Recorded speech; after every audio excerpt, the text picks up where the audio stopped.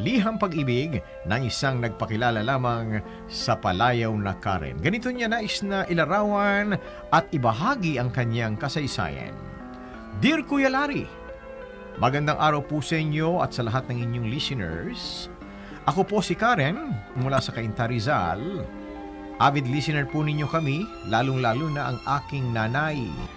Sabi ng mga kapitbahay namin, may pagkapihikan ako pagdating sa lalaki. Kung di pa nga nila sinabi, abay hindi rin ako magiging conscious ukol dito. Kasi ba naman ang katwiran ko, kung magiging sakit lamang din ang ulo ang mapapangasawa ko, abay mas mainam sigurong tumanda na lamang akong dalaga. Ngunit nang makilala ko ang nobyo ko, nag-iba na ang pananaw ko sa buhay. Nanatili akong NBSB o no boyfriend since birth. Hanggang sa tumuntong ako at mag-29 anyos. May mga nagpapalipad hangin, may mga nagpapahagi naman sa akin pero hindi ko sila type. Ang nice kong lalaki kuya ay matangkad, mabait at mapagmahal sa pamilya. Ang mga lumiligaw sa akin ay mga pasaway. Kung di man may bisyo, nakaasa sa pamilya at walang trabaho. Aba, mahirap naman ata kung ganoon. Alam kong hindi ako masyadong maganda pero may pangarap naman akong gumanda ang buhay. Sa madaling sabi, nag-isip ako ng paraan papaano ako tatantanan ng mga manliligaw ko. Hanggang sa naisip kong gumawa ng imaginary boyfriend. Sa dami-rami ng inisip kong pangalan, naibigan ko ang ngalang Nico, kaya ito ang ipinagkalat kong nobyo ko. Sa isip ko ay nabuo ko ang pagkatao at katangian ni Nico na talaga namang hinahanap-hanap ko sa isang lalaki. At tulad ng nabanggit ko sa inyo, hindi naman ako partikular sa itsura kuya, kundi sa magandang katangian. Alam ko naman kasing ang kagwapuhan ay kumukupas o lumilipas, pero hinding-hindi ang magandang asal o pag-uugali. Kaya't nang sumapit na ako sa edad na 30 anyos, mas tumitindi ang panalangin ko na sana makatagpo ako ng lalaking katulad ni Nico. Pangarap ko rin kasing maramdaman ang pakiramdam ng sinusuyo, ng sinusundo sa trabaho, ng binibigyan ng pulang rosas, ng may humahawak sa aking kamay at umaakbay. Pangarap ko talaga iyon, Kuya Larry. Panay ang panalangin ko kay Lord kasi gusto ko ay ang kaloob niya dahil for sure, yun ang the best. Kaya ko pa namang maghintay pero sana huwag namang paabuti ng 40 anyos na ako. Baka uugod-ugod na ako noon kuya. So sa hindi inaasahang pagkakataon, tila nasagot ang matagal ko ng panalangin kay Lord. Sa aking pagsapit ng 31 anyos, nakilala ko na siya. Si The One. Casual lunch ang inihanda ng aking mga katrabaho para sa 31st birthday ko. Nang mabusog na, nagkayayaan kaming manood ng sine. Napili naming panuurin ang isang love story at sa loob ng sinihan, doon ko nakilala ang tunay na nagpabago ng buhay ko.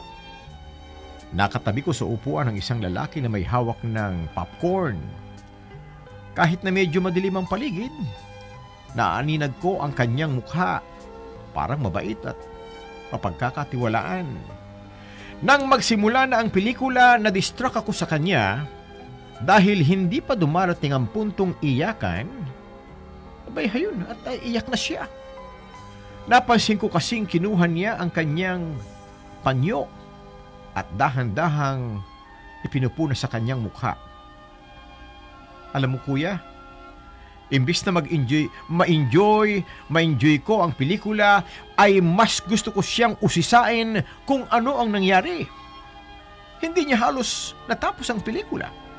Umalis na agad ang mysterious man. Hindi ko alam, pero parang naging interesado ako sa kanya.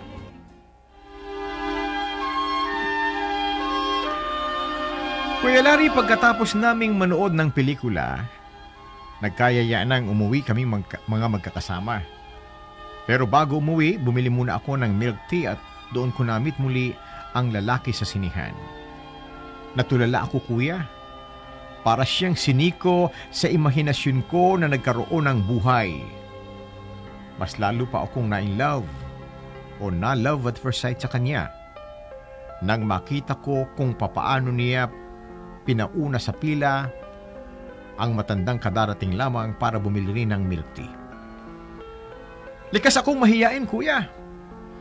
Pero nang puntong iyon ay kinailangan kong maging malakas ang loob at magpapansin sa kanya.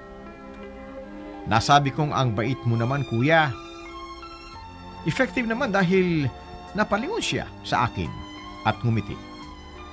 Sinamantala ko na po at inoffer ko ang aking kamay at nagsabing Karen. Nakipag-handshake din siya sa akin, sabay banggit ng Nico. Oh my God, Kuya Larry! Nico talaga! Nagkataon lang ba o sinadya ng pagkakataon? Nang kapwa na kami o nang kapwa na naming makuha ang in-order na milk tea, binuksan ko na ang usapan sa aming dalawa. Tinanong ko po siya bakit naging emosyonal siya kanina sa loob ng sinihan at doon niya nalaman na ako ang katabi niya sa upuan. Sa simula hindi muna siya umimik. Sino ba naman kasi ang mag-o-open sa isang taong kamimit ko lang? Pero after ilang minuto, nag-share na po siya sa akin. Kamamatay lamang po pala ng kanyang ina at bilang nag-iisang anak. Napakasakit noon para sa kanya. Naging malaking hamon para sa akin ang kumbinsihin siyang maging masaya at ngumiti. Pero willing akong gawin iyon, Kuya Larry. Ganoon man katagal. Ang aming unang meeting ay nasundan pa ng nasundan. Makaraan naming magpalitan ng numero ng cellphone. Walang dull moment sa aming dalawa ni Nico. Parang ang bilis ng pagkumpas ng kamay ng orasan. Ang mall ang naging pampalipas namin ng oras. Kwentuhang umaatikabo, kwentuhang walang patid. Dahil malapit lamang ang bahay ni Nico sa mall at halos 2 kanto lamang ang layo ng opisinang pinapasukan ko, ay naging madali sa aming magkita. Noong una every Friday lang pero habang tumatagal, halos naging araw-araw na. Walang trabaho si Nico pero mayroon siyang negosyo na car wash. Dumating sa punto na sinusundo na niya ako sa office para makapag-dinner at maging tampulan na kami ng tukso. Ewan ko ba, wala kaming label ni Nico pero masaya kaming dalawa sa isa't isa. Posible kayang nanliligaw niya siya sa akin. Ini-enjoy ko ang bawat pagkakataon na magkasama kaming dalawa at aaminin ko sa inyo na nag-e-expect ako na maging kami na. Halos 2 taong tumagal ang ganitong setup namin ni Nico. At nang maglakas loob na ako na mismong tanungin siya kung ano ba ang estado naming dalawa, ay isang halik ang idinampi niya sa aking mga labi. Kuya Larry, pakiramdam ko ay nasa alapaap ako ng mga sandaling iyon. Hindi na kailangan pa ng salita. Sapat na ang kanyang ginawa para sa aming mayroon siyang nararamdaman sa akin. Tunay ngang dumarating sa buhay natin ang taong inukol sa atin ng may kapal. Sa aking karanasan, ipinagpapasalamat ko na naghintay ako para mabigyang buhay ang imaginary Nico ko at siya ang naging sagot sa aking dasal. Ramdam ko rin naman ako ang happiness niya ngayon kapalit ng nasira niyang inang si Karen. Yes, Kuya Larry, Karen din po ang pangalan ng kanyang mahal na ina. Hanggang dito na lamang po ang aking kwento. Maraming salamat sa pagpili ng aking liham. More power to your station and God bless po sa inyong lahat dyan sa 774. Lubos na gumagalang at nagpapasalamat ang iyong masugid na taga-subaybay, Karen ng Cainta, Rizal.